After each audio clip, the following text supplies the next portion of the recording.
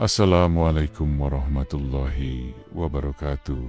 Sahabat yang dirahmati Allah Subhanahu wa Ta'ala, pernahkah kita merasakan hati kita begitu keras, sulit menerima nasihat? Bahkan ketika mendengar ayat-ayat Al-Quran dibacakan, hati ini tetap tak bergetar. Allah Subhanahu wa Ta'ala telah mengingatkan kita dalam surah Al-Baqarah ayat 74 bahwa ada hati yang bisa menjadi lebih keras dari batu. Bahkan batu pun masih bisa memancarkan air dan pecah karena takut kepada Allah Subhanahu wa Ta'ala. Tapi hati yang keras, ia tak tersentuh sama sekali. Mengapa hati bisa mengeras?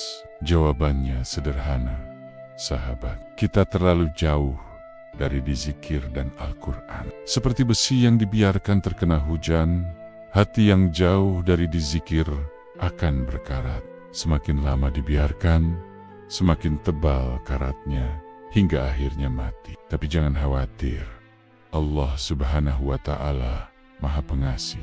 Selalu ada jalan untuk menghidupkan kembali hati yang mati. Mari kita mulai dengan tilawah Al-Quran. Bacalah walau sedikit, tapi rutin setiap hari. Tambahkan dengan dizikir pagi dan petang. Luangkan waktu untuk muhasabah, mengevaluasi diri sebelum tidur. Dan yang terpenting, segeralah bertaubat ketika berbuat salah. Masih ingat kisah Umar bin Khattab? Beliau yang dulunya begitu keras terhadap Islam, hatinya luluh ketika membaca Al-Quran. Atau kisah lebih dekat, seorang preman yang kemudian menjadi dai setelah mendengar lantunan ayat suci. Sungguh, hidayah Allah Subhanahu wa Ta'ala tak terbatas. Sahabatku, mari kita mulai dari hal kecil. Kurangi scroll media sosial yang tak bermanfaat. Ganti dengan membaca satu halaman Al-Quran. Istirahatkan jari dari chatting yang sia-sia. Ganti dengan tasbih di tangan.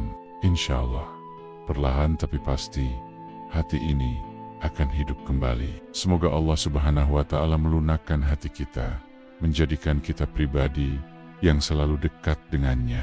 Jika video ini bermanfaat, jangan lupa like, share, dan subscribe ya sahabat. Aktifkan juga lonceng notifikasinya agar tidak ketinggalan konten-konten bermanfaat lainnya. Wassalamualaikum warahmatullahi wabarakatuh.